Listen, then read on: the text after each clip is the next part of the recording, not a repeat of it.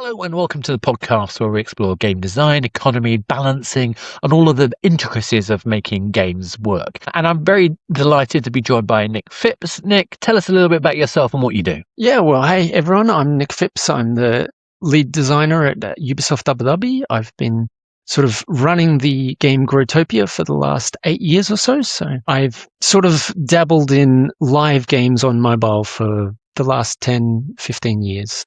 That's most of my experience, yeah. And unusually, I mean, most of us sort of, in the kind of game design type field tend to switch between teams quite regularly, but you've spent a long time relatively in the same place. So how did you pull that one off? I don't know. I mean, Growtopia is a fun project, so it gives me the opportunity to experiment and do fun things all the time. So it's sort of kept me in one place, developing different skills all the time, never sort of getting stagnant in one thing. I think that's something that people often, a lot of game teams are wanting to move on to the next game. And I think what I find really fascinating, particularly about your story, is that because you spent such a long time with this one game, you haven't run out of avenues for it to be exploring new ways, new opportunities to be able to continue to develop your skill. And that kind of, you've gone and grown your career during your role in that game as well, ending up now being lead game designer on that project. Yeah, and it's interesting to see how other designers go about the same sort of thing in different projects or other things where you sort of need that area to explore your skills, and live games tend to have a lot of opportunities to explore those skills without having to change projects or start a new project. So we've got a number of avenues I'm keen to explore, but what I think I'll kick off with is just kind of get to a sense of what is an economy in terms of, so for me, in terms of the scope of the book I'm writing, I'm looking at game balance at one level, game feel at another level. I'm looking at the resource and difficulty balance. I'm looking at the commercial elements. To me, that's the whole gamut of the range of what a game economy is about, or at least what commercial game design is about. What would you define as the economy, the quintessential elements that define the economy of a game? So, I mean, for me, the economy is more about all the different moving pieces. So all of the different stuff that you have to account for. There are elements of the currencies and the assets that are moving around the economy, but at the same time you also have the player side of the economy. There's not just the content that you create, but it's how the players perceive that content as well is an element of the economy. So desirability is part of your economy, all of that as well. And to some extent the players are the ones who are in control of that more than you are, because everybody sort of has a different perspective and idea of what they like. And so you have to consider players a lot in what you're doing, more than just like the hard numbers of how much something costs back and forth on the economy, but also like how much that is going to actually feel to a player doing those different things as well. I think that feel part is really fascinating, particularly. I mean, I've had similar conversations with people who come from a feel point of view or those who come from an economics perspective, whether it's spreadsheets or whatever, the assets, the elements, the functional items that are, like you say, moved around the economy aren't just, they're not just abstract items. There are things which have associated with them some psychological kind of content to them, some quality, whether it's aspirational, whether it's optimization. How do you kind of like define what those, are you just going straight for a currency or a resource? How would you kind of break down the things, the components that form those utilities, those value propositions for a player? So typically I'm looking at how available an item is, how visible an item is, and I'm also looking at sort of different player sort of archetypes or personalities that are desiring different things. So I will often be trying to specifically target towards different player groups. So if I have like, maybe in one update, I might have 5 big desirable items as far as time development wise. I'll be always trying to find how I can target different player groups with those items as opposed to them all just being the same person that I'm focusing on, so that at least each of those can serve a different purpose in the economy. For someone who is a collector, they will be looking to complete everything, and so I'll be looking at how I can fill in an item that has completionist tasks in it as opposed to just having pure currency or having PvP elements. So it's all about not just the item itself or the currencies, but what the player is actually doing in those elements as well. I think one of the things that strikes me, though, is that it actually goes back to a principle of purchase behavior, just general, psychology of purchase. Quite often we're not purchasing an item, we're purchasing our expectation of the benefits of that item. It's the aspirational value we're generally purchasing. And quite often, one of the reasons why people make purchases and then not worry about them once they've made them, it's the aspirational part that is the delight. Now, I think the same principle applies for my deciding to invest my time, my effort in a game, for example. It's the aspiration of what those items can grant me that is sometimes more powerful, or at least as powerful as the specific attributes of those items. Does that make sense to you? Does that? Yeah, so I think it's sort of like the journey is more important than the actual end goal. And so if you have something as the end goal, you need to make sure that you're actually building the economy of what the journey to that end goal looks like, as opposed to this is the thing that we're focusing on. And at least in my experience, you have to be very careful about how that end goal is achieved through all of your economy elements, how your systems all interact with each other to achieve that end goal, because you can very easily turn off the players you're looking for if you make a mistake in those connections between all of your systems. So if you have too big of a gap between systems, they don't flow neatly into each other, you may drop a player out of the system before they've reached that end goal. So you're trying to make sure that the players that you're wanting for a certain part of your economy are having the experience that they are expecting to have, and different players will have different sort of ways that they want to experience things. With the stuff that I've worked on, it's very, very open. It's a sandbox style game, so you can go in different directions and you have different users that have completely different play styles. So making sure that your player can follow through with the economy and sort of drive them from one piece of the economy to the next piece in a smooth manner, and making sure that they have visibility of their end goal at all times. So you don't want them to sort of get halfway through and forget what they're actually trying to achieve. But absolutely. I mean, this is the thing for me, which I find fascinating, particularly because I'm a sandbox game lover, although I haven't actually worked on sandbox games particularly. And I find it fascinating when you look at the way a smart economy for a sandbox will have generally the activities that you do flavor the kind of outputs that you get, and therefore can drive your motivation to how you explore without necessarily feeling heavy-handed. And often have multiple uses for those items. I might have categories of benefit, but I could, for example, I might get metal or wood. They're used in different quantities for different upgrades. Those upgrades can be good for solving this type of problem or that type of problem, and therefore the amount of effort I'll put into solving, to obtaining the metal versus obtaining the wood, be subject to what my plan is for the next objective to make sure I'm fully tanked up for that particular goal. Does that make sense? Yeah. And I think I was talking to you the other month about I think you call it the hot dog economy. Yes. Yeah. Or the economy where you're sort of trying to make a scarcity of one thing or add a need for something. That is something that we use particularly in sandbox style games to actually drive players into things they didn't think they were wanting to do, but by giving them something that's just about there, there's the next goal for you to latch onto and to jump into the next system. So you're sort of leaving the door open to another gameplay element by giving them just enough that they feel like they're nearly there, as opposed to having nothing and then having to figure out what the next option is. And you end up with a case of choice paralysis in that case, where now I have 1,000 options and I don't know which one I want to start. So I'm going to go home. I'll leave the game for now and come back later.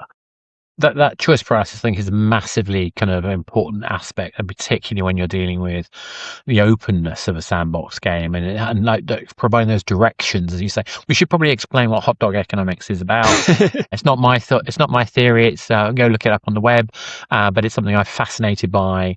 Hot dog economics is you get your hot dogs in packs of 8, and you get your buns in packs of 6. I mean, it varies. I think in the US it's packed of 10 hot dogs and 8 buns, but the principle is, the more valuable element, the hot dog, is more plentiful than the cheaper element, the bread, in order to make it so, hang on, might as well go get some more hot dog buns because I've got 2 hot dogs left. Now I've got an excess of hot dog buns. I might as well go get some more hot dogs. And this kind of TikTok kind of nudging is incredibly powerful, because you're not going to go get more hot dogs if you don't want more hot dogs. But you've kind of got an excuse to go get more hot dogs.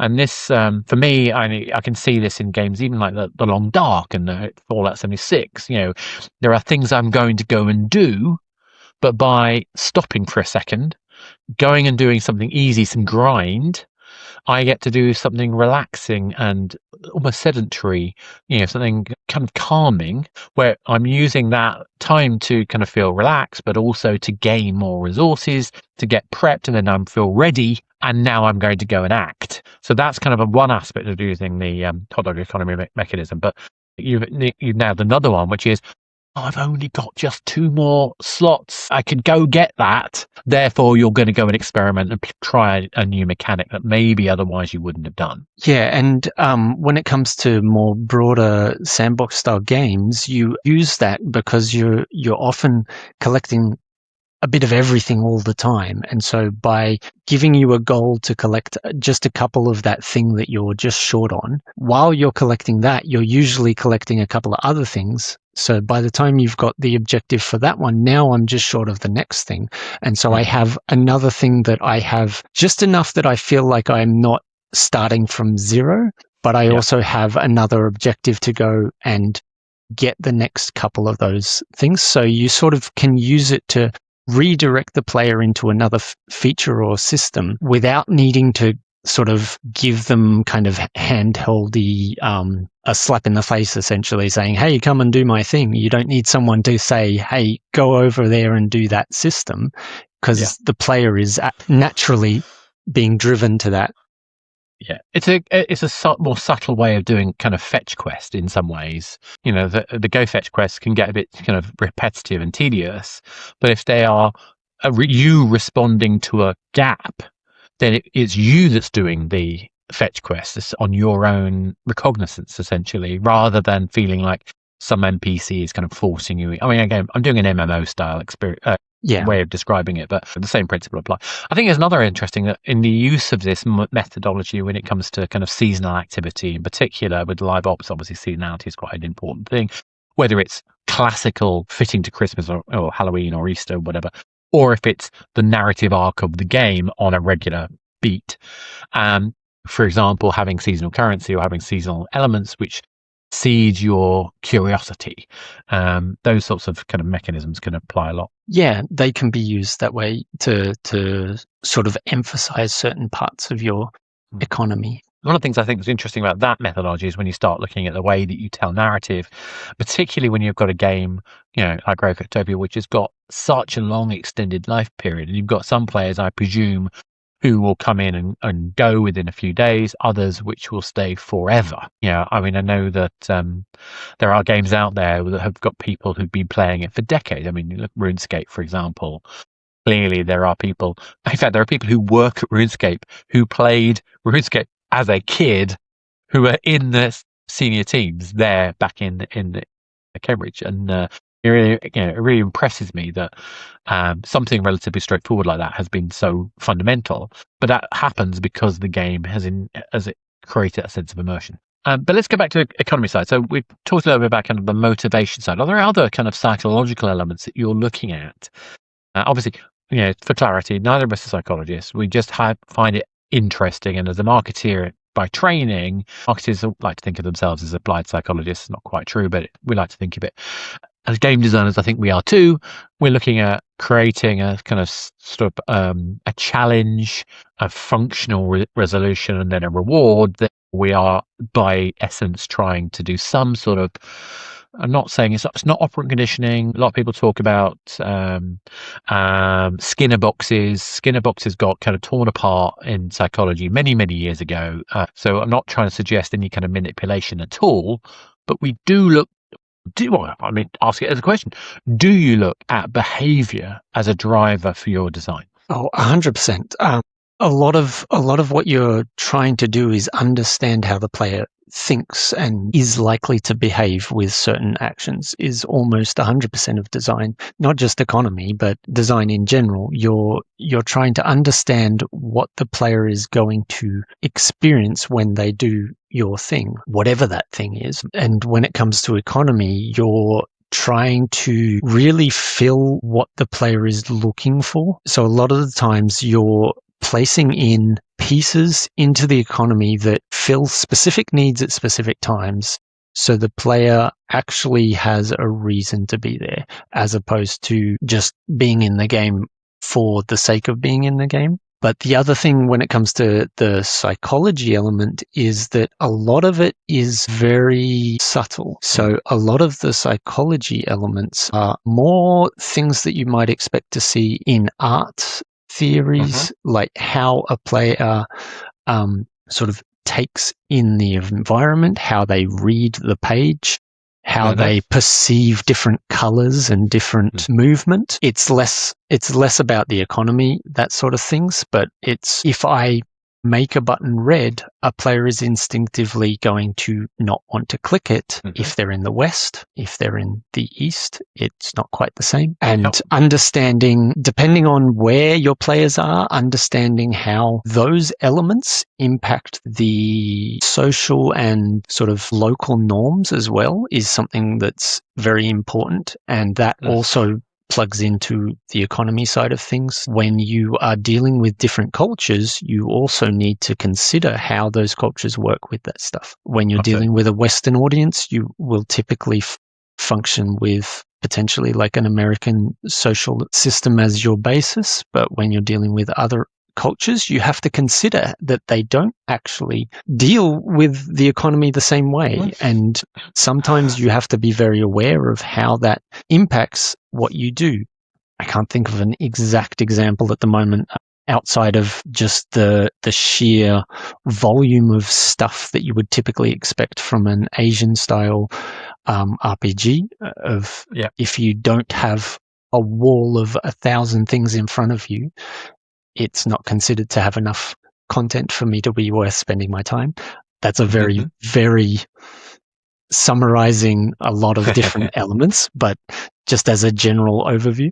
And the exact opposite to a Western audience, you typically want to take away as many of the other options as possible at the start, so they only have the one thing that they know they can complete. So they're very different approaches to the same thing. I mean, case in point being you're based in the MENA region, Middle East, North Africa kind of region itself has its own kind of sense of cultural norms that are across the space. And also, particularly I find it interesting how I think I remember doing some data analysis on, I think it was PUBG Mobile, the second largest source of revenue was Saudi Arabia, and they were something like 35 times more revenue per user than the population than the US, which is the one that was the highest revenue.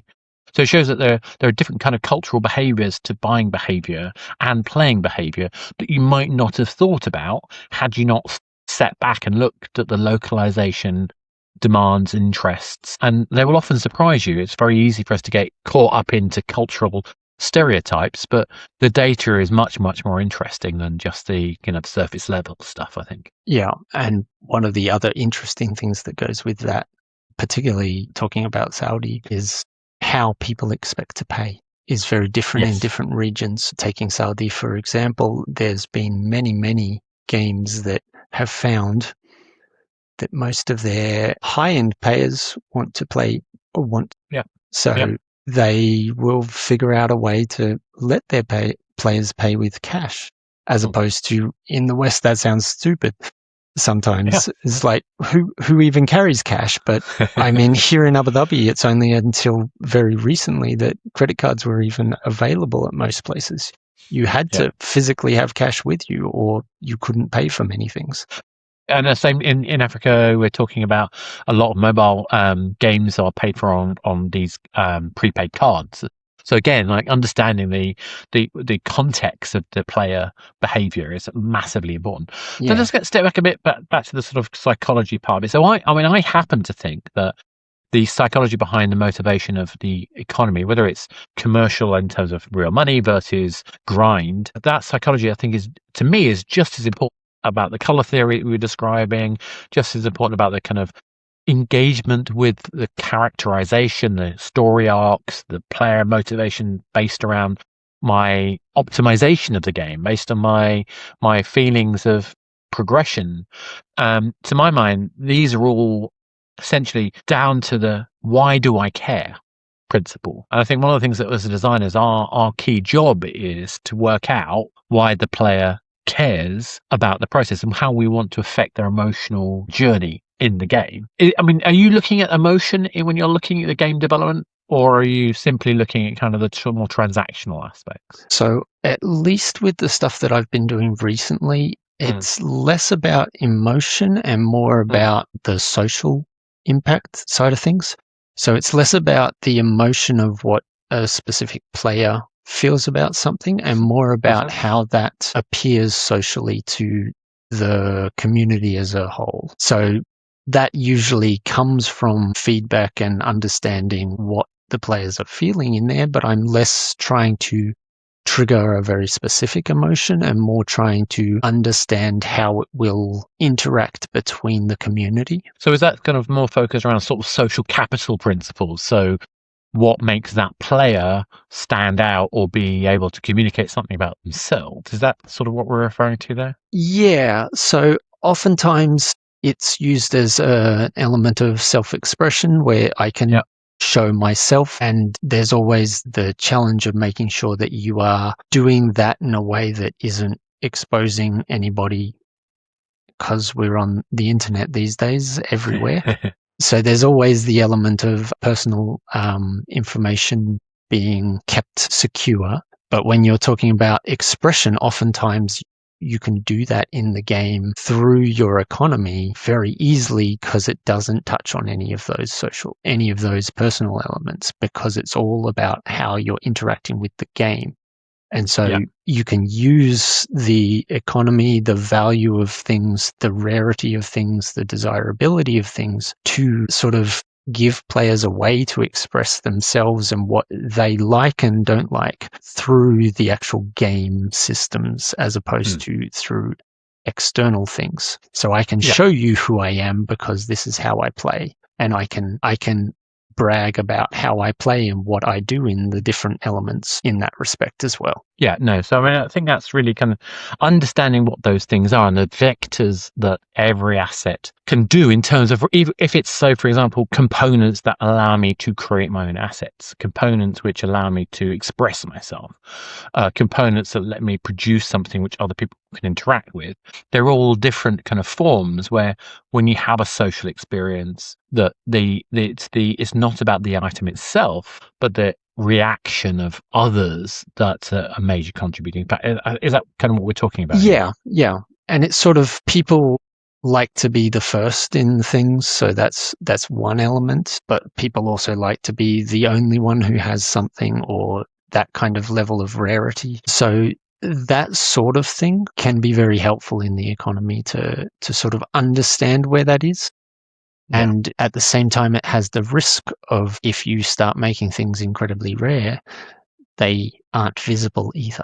And so you then have the reverse issue of, only one person has this, so how do I tell everybody that it's actually got value, because nobody knows what it is? And that's interesting, isn't it? Because so when we talk about a lot of items in a game economy, scarcity is an incredibly powerful and useful thing. And natural scarcity, is the idea, because obviously everything is data in the game economy, essentially. So how can anything be scarce? Well, it's scarce if it feels like it's naturally something which is hard to get. And the game rules establish that that scarcity is valid. And us as players accept those rules and agree that that thing feels right to be scarce. Therefore, we're happy to attribute it some higher value compared to other items. And yet, you've just described the circumstances where that very scarcity undermines that whole principle of added value, potentially. Yeah, it can do. So Yeah. the main point there is visibility. Not necessarily, it doesn't necessarily mean that you have to make it less scarce, but you need to understand how scarce something is going to be and compensate enough in other areas to make sure that the players know that it exists. So just making something very, very rare doesn't necessarily give it perceived value unless you make the players aware of how rare and what that value actually is as well in some form. There are many ways of doing that, but that's also, it's sort of one of those psychological elements of the economy, as opposed to just the number of how rare something is, understanding how the players perceive that number as well. So one way is to make sure that there's enough around that people see it around. The other way is to do things that advertise that somebody got something incredibly rare, which can do the same effect, where instead of making more of something, you're bringing anybody who does get the rare thing up to the front so everybody sees them. The idea of bringing up like a award ceremony, the fact that there's only one award means that now I need to make sure that everybody sees that you got that award, and how you go about those side of things as well. Visibility of the award system, yeah, not the ownership of the award itself. Exactly. And it comes back to what we were talking about at the start, that it's more about the journey of how you get there than it is about the item at the end. Precisely. I'm going to go back to a fairly terrible example of that, which I don't recommend anyone do, but it is an interesting historical one, which is the I Am Rich app that was on the iPhone back in the early days, where basically an app that was sold for, I think it was $1,000 or something, which had a picture of a diamond on it. And it was simply a picture of a diamond, so you could say to people, look, I am rich. And that is insane. And obviously it no longer exists, it got banned, blah, blah, blah, blah, and probably rightly so. In fact, definitely rightly so. But the point was that why did people pay money for that? Well, because some people, the conspicuous spending part of that component, their excessive disposable income happened to make it something where they, I'm going to show off that I'm rich. The person who was smart was the person doing it, but obviously completely unethical. So don't do that. But I think it's interesting. It shows that some people did spend money on those sort of things, and therefore those kinds of things are interesting from the point of view of understanding psychology of people. Let's just descale some of the kind of toxic elements of that. I think that's almost a perfect example of the clothing industry in general. Yeah. I mean, we're talking about fashion, aren't we? Yeah. A T-shirt is the same. It fills the same function, but you can pay $1,000 for a T-shirt or $10 for a T-shirt. Yeah, they both fill the same function. I'm very happy spending 25 quid or something on a T-shirt that's got some gaming related reference. Speaking of, so it has to be done. Anyway, that wasn't intentional, folks. That was just very coincidence. Yeah, odd. Promotion for random things. But it just goes to show how kind of culturally pervasive, and actually interesting how we're literally doing this in real life. We are showing our identity, our connection with the experiences that we have, and our love for for what we love by literally wearing it on our bodies. And we're not doing anything unusual in games. In fact, in many ways, I think games is such a fascinating vector for this, because unlike other medium, we are doing, and we can create our identity. We can play the game. We can express ourselves by creating things. So one aspect I want to sort of dive into, particularly with your experience with Growtopia, is the fact that in some ways, a bit like Eve Online in some ways, you're not just creating an economy, you're creating a playground for people to leverage an economy. So how does that kind of, the way that players interact with each other in an economic way affect the way you look at game design? It affects almost everything of what I do. You'll probably have realized it in the discussions that we've been having, but all of my designs effectively need to be built on the player as the center, because in many, many cases, I don't have control of any of those value numbers. I'm working with numbers that are constantly moving. And so it means that I'm having to use a lot more data-driven design behind what I'm doing, because I need to make predictions on how players are going to perceive something to understand what its value is. I can't simply say it's $10, therefore its value is $10, because in most cases, the value is something that's defined by the players and it's defined effectively by how they perceive the value of the item. And so all of my design comes into that perception of the item as opposed to more of the actual physical value of any element in the economy. So I'm working with a lot of very, very fluid numbers and trying to make predictions as to how a player is going to perceive something based on a lot of projections and estimations of other parts of it, and using a lot of side-by-side comparison elements as well for things like what we were discussing earlier about desirability that's not based on rarities or scarcities or any of those elements, things that are more arbitrary and varied from player to player. I'm using more data for similar items of how players perceive something similar to sort of get a benchmark to say players think that something similar to this item is of this value because of, and then I'm trying to figure out what actually attributes to the value of that item, as opposed to me actually defining any of those elements. I'm making a lot of, going back to the psychology, I'm making a lot of assumptions as to what psychological elements are actually attributing to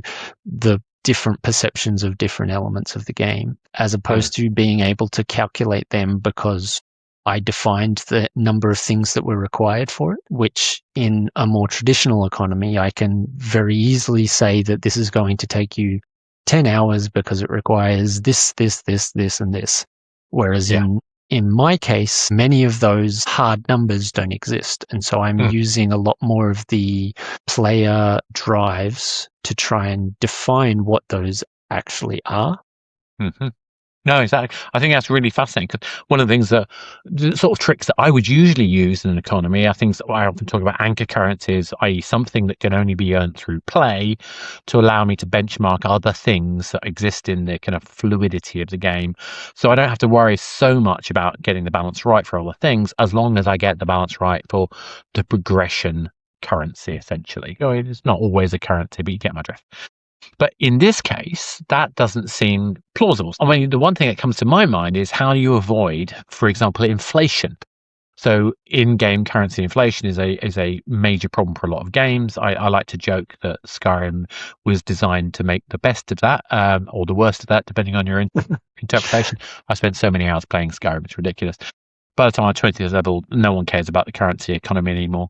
But, what's the thing, how do you avoid that currency or a aspect comes vastly over available? Is there natural balances, feedback loops that you build into this economy? There's a few ways you can do it. They all have different ups and downs. So probably the two most common ones is the idea of sinks and faucets. So understanding how much you're putting into the economy and how frequently you're taking that back out of the economy is the best way to do it. It's not always possible, depending on where stuff is coming in and out, to guarantee. It's not that you can't put those in place, but you can't necessarily guarantee that they're going to be using the way that you expect them to be using it. And that's probably the biggest thing, is that players very rarely will do what you expect. So you need to be able to design around them not actually using the thing that you want them to be using, and they'll find some other way of doing it. There's a second way that is not terribly effective or good to use, is to essentially, when something starts becoming too inflated, you stop using it. So you can sideline currencies or transfer them into different currencies if they become issues. That's usually when things are completely broken and beyond repair. You can sort of say, well, we're not going to use that one at the moment for various reasons, and we'll replace it with some other thing that we do have a little more control of. Put an exchange rate in for the new currency, whatever, that then is needed for the new things, and therefore you've just created a new sink for that currency. So you can either leave it as is and it keeps working where it is and new things don't use it anymore, you need to use it for the new things, or you can completely scrap it, which is a far more drastic one and typically will have a negative response from your players. Even if it's positive for them, they will usually be very change averse and not like change, even if it's for the better. That's another thing you're to be taking aware away of. from them the thing that they worked hard for. So trying to make those changes when you do have something that's rolling a positive experience for the player is always very important. And so even if you are taking away things from the player, you need to do so in a way that they feel that it's both their choice and something that's beneficial to them, which is a big challenge depending on what you're trying to do. So when it comes to fixing an economy that has issues like that, where inflation might have become rampant, ideally you would fix these things early on so that they don't go out of control. But of course, once they do go out of control, you need to figure out how to rein them back in. And so making sure that the players are on board with those changes and feel like they are actively a part of it and wanting to be a part of it is very important. Yeah, I think that's really key, isn't it? Making sure that you take the players with you and they understand what's going on. It doesn't feel like arbitrary. I mean, I happen to like the kind of degradation mechanic, the idea of items that are used over time degrading. However, you can't introduce that idea halfway through the release of a game, because if it's not established as the core principle behind which the game operates, you're now telling people who are going to take away items from them. And even if you do degrade things, you can't obliterate them completely. You've got to have a mechanism for people to restore them that isn't the same effort as it took them to get them in the first place, or again, they feel cheated. The last thing we want to do is to let people feel cheated. So I think every design has a different solution, but how do we avoid creating problems for us down the line? Often I find that you've had people try to fix an economy by throwing in a new currency or throwing in some new sink. So I use sinks and sources. Obviously, sinks and faucets is more traditional American style way of describing the same thing. But we still talk about the same thing. Some source, some element that delivers, and some element that takes away. How do you deal with making sure that that's either in balance, or if you're trying to fix a problem, that you're not just making the problem worse down the line? So one of the big things with it is that players often you need to make sure that they actually interact with it, because one of the most common ways that I've seen those break is where people will design something assuming that the players need to do this thing. And so you build your design around the assumption that the player is actually going to interact with, particularly with the drains or the sinks. So understanding that those can't be optional. You can't have those as things that the players can just choose not to interact with. And depending on what your designs are, that can be very, very difficult, because especially when we're talking about sandbox style things, almost everything is optional in some element. So being able to make those an integral part of how you are playing, even your example of degrading items, in many, many cases, a player can just not use the item and it doesn't degrade. And so I don't have to worry about degrading items, because I just stop using all of the items that are going to degrade, and now they don't degrade. So making sure that those elements are part of the general progression, so you can't continue without having to interact with those systems in some form, is probably one of the most core parts. And making sure that your sinks are actually large enough to account for any of the things that you're injecting into the economy, you are actually taking enough out as well. It's very important. Exactly. Just numbers. It is. It's interesting because I think we've seen different varieties of doing these kind of things. For example, one of the examples of the degrading item that I think was beautifully done in a game called Infinity Blade, which is the first Unreal game on mobile. In the first one, weapons had bonus experience points, and so every time you used it, you got bonus experience points. But the bonus experience points degrade. The weapon doesn't degrade. Just the bonus experience points. The net effect of that was you had an intrinsic motivator to use every weapon, because that was the only way to min-max your character. To me, that's a very kind of smart way of understanding the psychology. I think there's also another aspect of it, which goes back to this principle we've been talking about, the importance of the psychology of the motivation. So having that sense of fear of missing out, if I want to go and do this thing, I've got to invest and engage with this part of the economy, which will open the door to me being able to experience this thing that is being foreshadowed to me. And I think that ability to use the economy system to support foreshadowing of future possibilities of gameplay, or future, not even necessarily new gameplay, but different ways of using the same tools that we've got in the game in interesting, subtly different ways, can often be really powerful. Yeah. And I think that example that you've given is a great one, because it actually highlights one of the things we were discussing earlier about the player type, because that only works for your players who care about min-maxing. Precisely. And so if your game is not built around min-maxing being an essential part of your gameplay, players won't interact with that system. And so even though it's an amazing system that gives players an incentive to use that system, if you're not making a game that is heavily focused towards min-max style players, or you don't have enough min-max elements in your game for that to be of value to your player, that system is not working, and it will fail. And so understanding both your player and how they are playing, and also if you are building a system like that that's focusing its syncs on something like min-maxing, you now need to focus on the min-maxing of your game to make sure that that has enough content in it for that system to actually support. Otherwise, you'll get to max level, and now I don't care about that system, and so I just stick with the weapon I like. And again, this is absolutely the case, isn't it? Because at the end of the day, what we're dealing with is understanding the different cohorts of players, their motivations, and how the economy works, the game economy, not necessarily commercialization, but the game economy works to support the objectives, the desired outcome, the utility, the value that those player groups want. And if we don't satisfy those player needs, we're not going to get them to engage with the game, particularly a sandbox or a live ops game. How do we get them to keep playing? Well, we have to understand we have to understand what they need, what value they have in the game. I think that's really essentially the point, is that there's no one fix for all things game economy, game balance wise. It's going to be appropriate to the motivation of the player.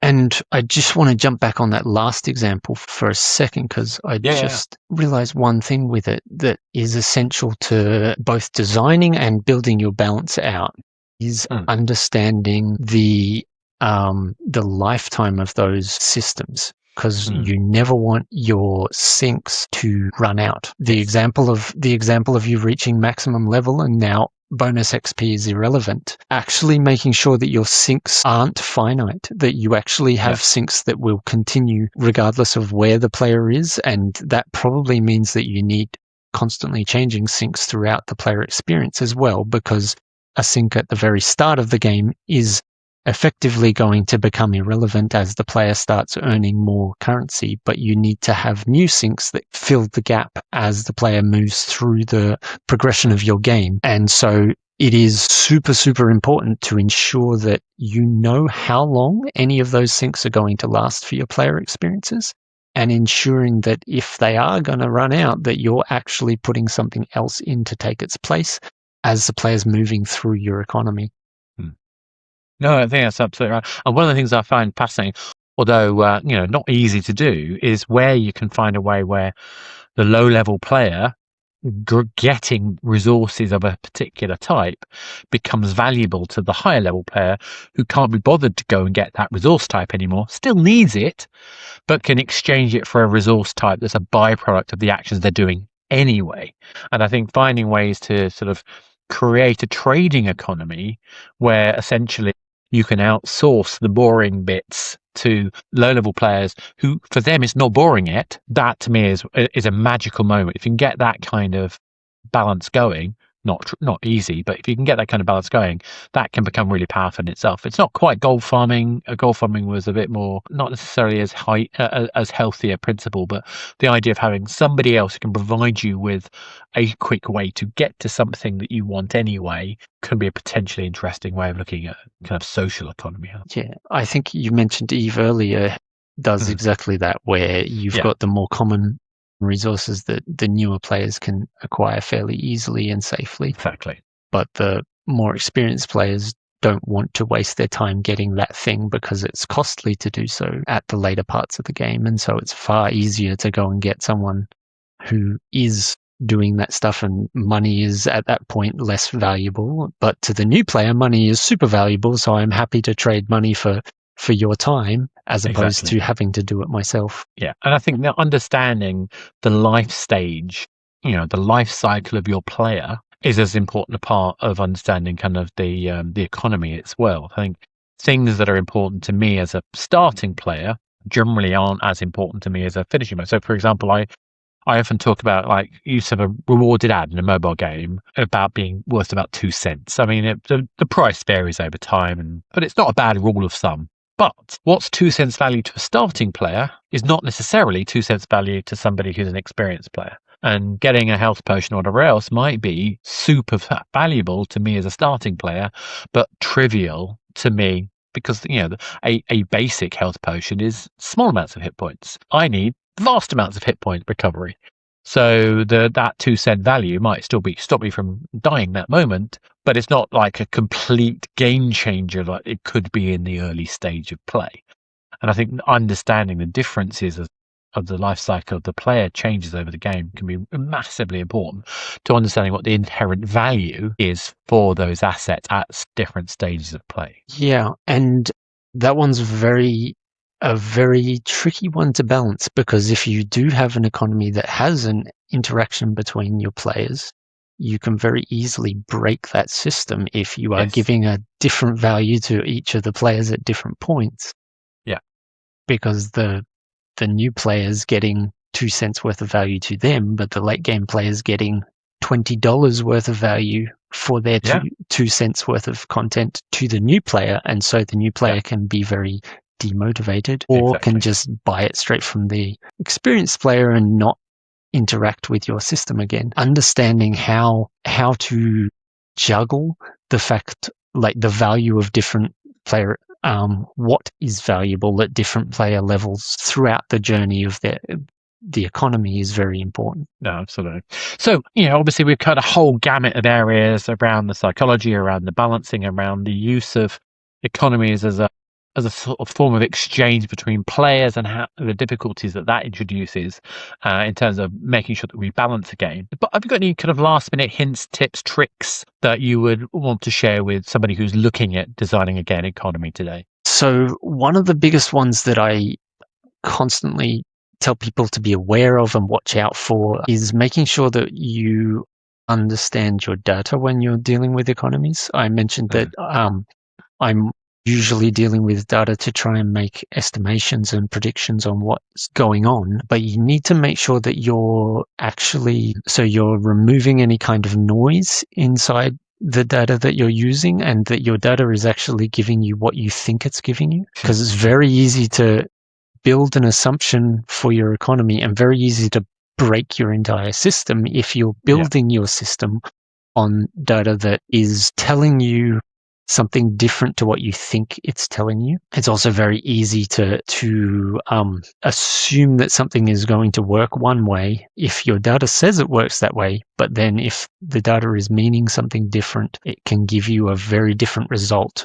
It's very easy to have a monetization target that gets completely thrown out the window if you miss read your data. I have Mm. one example in our case that I call the humble blueberry, where we had one system that was a system built around cooking, but very early in the game, one of the first items that you ever interact with is the humble blueberry.